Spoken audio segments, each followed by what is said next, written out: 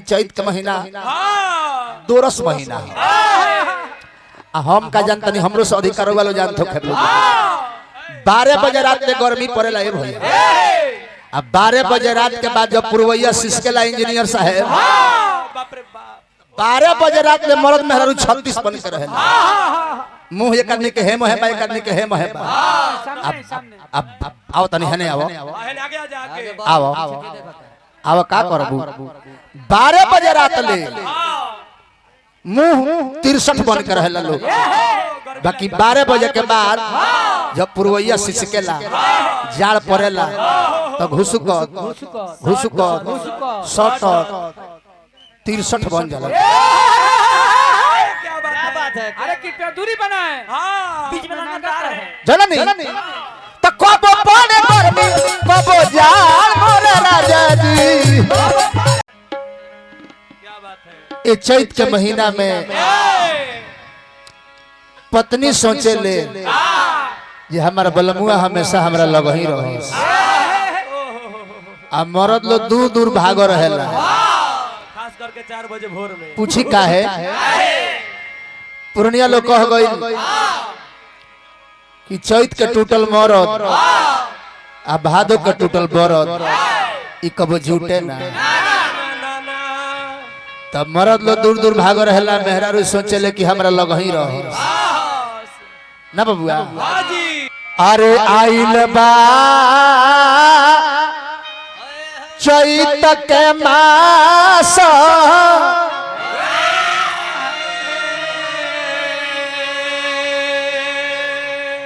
पिया नहीं बाड़े रे पास आइल बा चैत के मास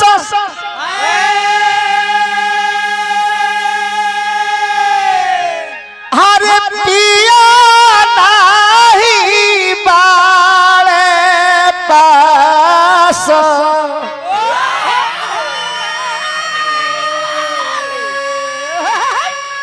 तो गोरिया के मानावा उदास हो सजानवा बैठी और का की महाराज घर रे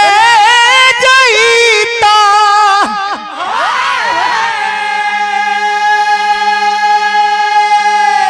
अरे हियरा जुड़ाई जईता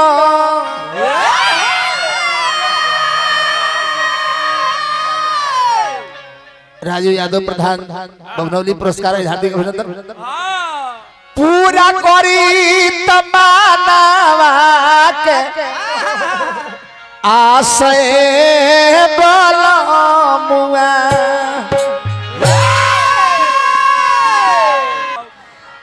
अरे मनवा न धरे निधीर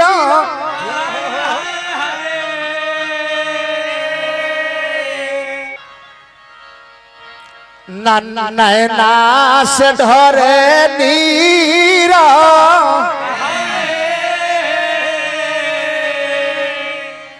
मनवा न धरे धीर नैना से ढरे नीरा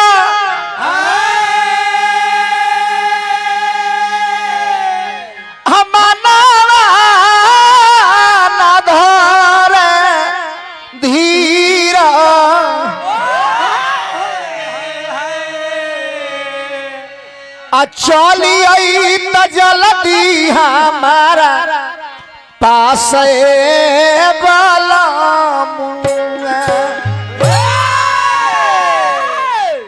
आदमी के जीवन का बा भैया जवानी भाग दौड़ में बीत जाता जवानी हमनी के भाग दौड़ में बीत जाता कमाए में बीत जाता जौन संगत परिवार के देवे के चाहिए समय वो हमने के विदेश में प्रदेश में बीत जाता एगो मुक्तक है कि नदी के धार जवानी है उतर जाई, सिंगार रूप के पानी है उतर जाई, ई देह माटी के है इंजीनियर साहब जौन हमने के संवरले बने जा एमे सोना के पानी बा उतर जाए। कहती है मेहरारू तो वह मेहरारू कहती है बहरे में रह के कहिया ले जिंदगी बिताइब। अरे साल भर पर आइल बा सुतार मोर राजा जी, हर साल भर पर आइल बा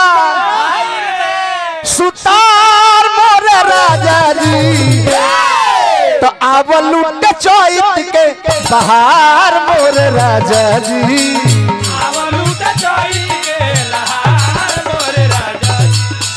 आव लूट चैत के लहार मोर राजा जी,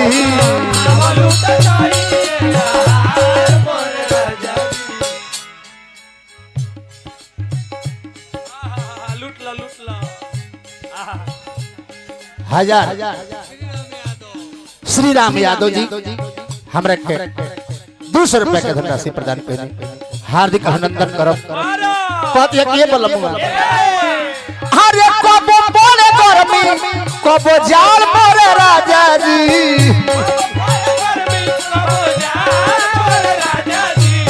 कबो बोले गर्मी कबो जाल मोर राजा जी। चैत के महीना दोरस महीना हम का जानतनी हमरो से अधिकार वालो जानतो खेत 12 बजे रात में गर्मी पड़ेला ए भैया, अब 12 बजे रात के बाद जब पुरवैया सिसकेला इंजीनियर साहब बाप रे बाप 12 बजे रात में मर्द मेहरारू 36 बन के रहेला, मुंह ये करने के हे मोहे बाय करने के हे मोहे बा। अब आओ तनी हने आओ आओ आओ का करबू 12 बजे रात ले मुंह 63 बन के रहेला लोग, बाकी 12 बजे के बाद जब पुरवैया सिसकेला जाड़ पड़ेला तो घुसुकत सट 63 बन जाला। अरे कृपया दूरी बनाए, बीच में लगातार है जननी तो कबो बोले गर्मी कबो जाल मोर राजा जी,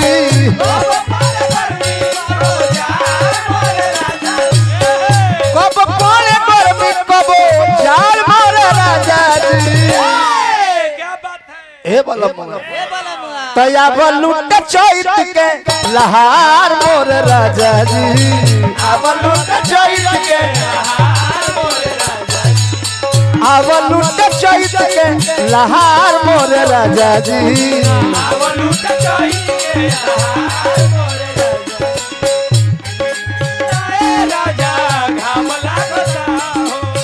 घाम लागता है राजा घाम लागता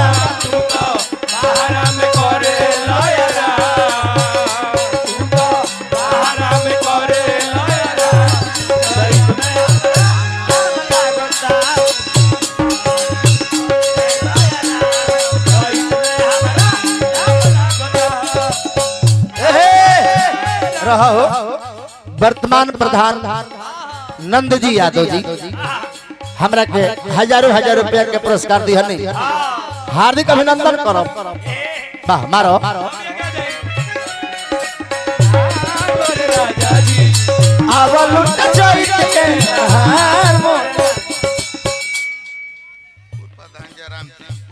पूर्व प्रधान जयराम सिंह जी हमरा के हजारों रुपया दिहनी, हार्दिक अभिनंदन करो। कहतिया औरतिया इंजीनियर साहब कहतिया मिल के कोई जाई बहुआ के कटनी, मिल के कोई जाई बहुआ के कटनी, मिल के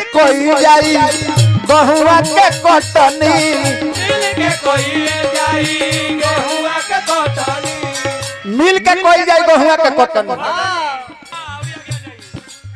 तो तोहर के खियायब सैया सतुआ या चटनी तोहर के खियायब सैया सतुआ या चटनी तोहर के खियायब सैया सतुआ या चटनी तोहर के खियायब सैया सतुआ या चटनी।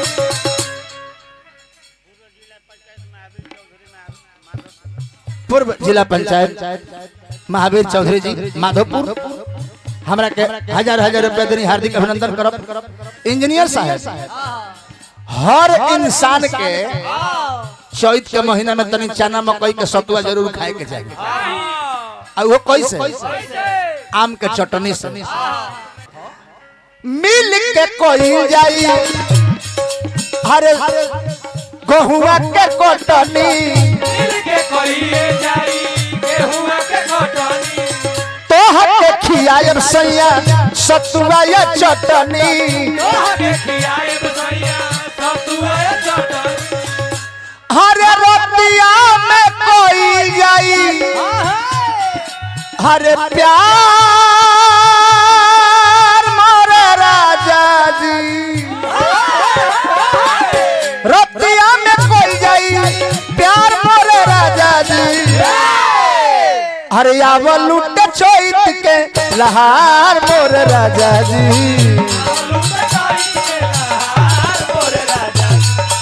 आवल लुट चैत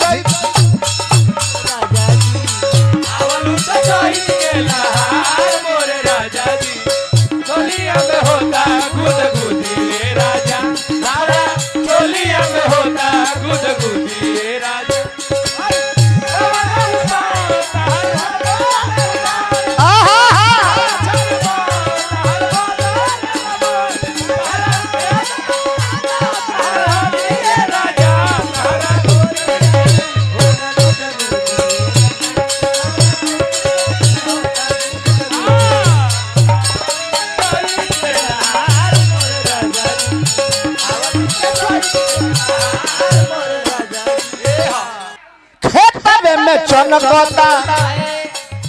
चना खेसारी खेतवे में चनकता चना खेसारी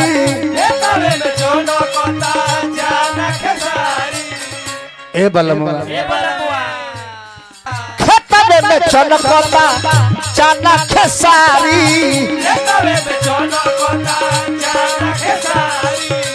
बानी अकेले घरे कैसे उखारी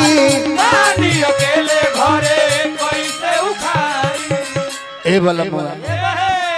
हरे नहरा बिना रोवता सिंगार मोरे राजा जी तहरा बिना रोवता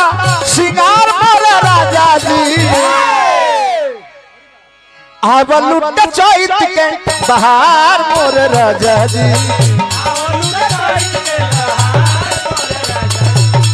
आवल लुट चैत के लहार मोर राजा जी